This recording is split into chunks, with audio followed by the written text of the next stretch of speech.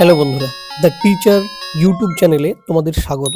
আমরা আজ বিহার এস্টেটের বাংলা সিলেবাসের অন্তর্গত কালিদাস রায়ের মাধুকরী কাব্য সংকলনের প্রথম কবিতা দ্যুতি সম্বোধনী নিয়ে আলোচনা করব। প্রত্যেকটা লাইন এবং তার অর্থ ও ভাব বিশ্লেষণ করব।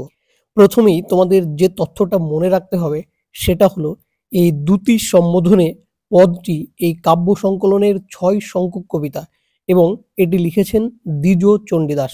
চলো এবার আমরা লাইন ভিত্তিক আলোচনা শুরু করি। প্রথম লাইন থেকে খেয়াল করো, কবিতার নাম দ্যুতি সম্বোধনে। দিবস রজনী গুণ গণি গণি কি হইল অন্তরে ব্যথা। দেখো, গুণ গণি গণি অর্থাৎ কৃষ্ণের প্রশংসা বা ভালো দিকগুলি সে দিন রাত মনে মনে গুনছেন, আর সেটা গুনতে গুনতেই তার অন্তরে ব্যথা হলো। তারপরে লাইন, খলের বচনে পাতিয়া শ্রবণে খাইনু আপন মাথা। অর্থাৎ যার কথা শুনেছে সে প্রকৃতি অর্থে খল বা দুষ্ট চরিত্রের, আর খল বা দুষ্ট লোকের কথা শুনে এখানে কিন্তু পরোক্ষভাবে কৃষ্ণকেই নির্দেশ করেছে। সে কি করেছে, নিজের মাথাটাই নষ্ট করে ফেলেছে, তাই রাধিকার বক্তব্য। পরের দুটো লাইন, বিষের গাগরি ক্ষীরে মুখ ভরি কেনা আনি দিল আগে, করিনু আহার না করি বিচার এবদ কাহারে লাগে। বলছে বিষের গাগরি অর্থাৎ হচ্ছে কলস, যে প্রকৃতিক অর্থে সেই কলসে বিষ ভরা ছিল, কিন্তু সেই বিষের কলসির মুখে ক্ষীর ভরে রেখেছে, যার জন্য রাধিকা বুঝতে পারেনি।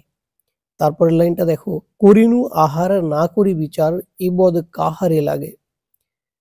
রাধিকা সেই বিষের গাগুরি এর মুখে ক্ষীর ভরা দেখে কোনরূপ বিচার না করেই সেটি পান করেছে, তাই তার মৃত্যু অনিবার্য হয়ে উঠেছে।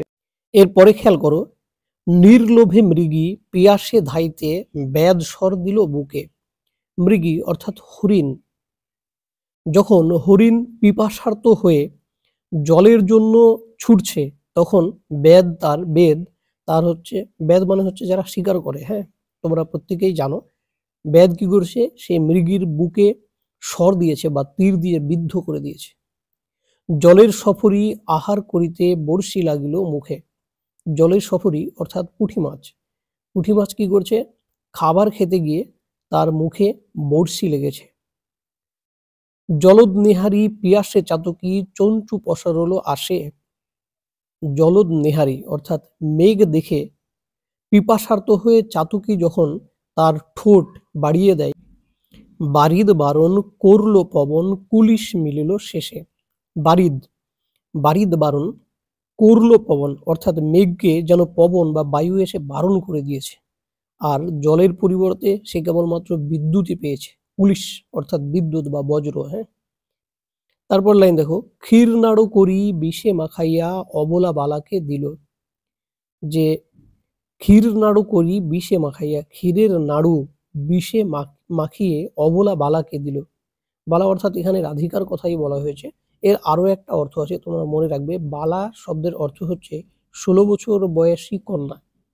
কি করছে, যে ক্ষীরের নাড়ুতে বিষ মাখিয়ে অবলা বালাকে দিয়েছে, সুস্বাদ পাইয়া খাইতে খাইতে নিকটে মরণ ভেল।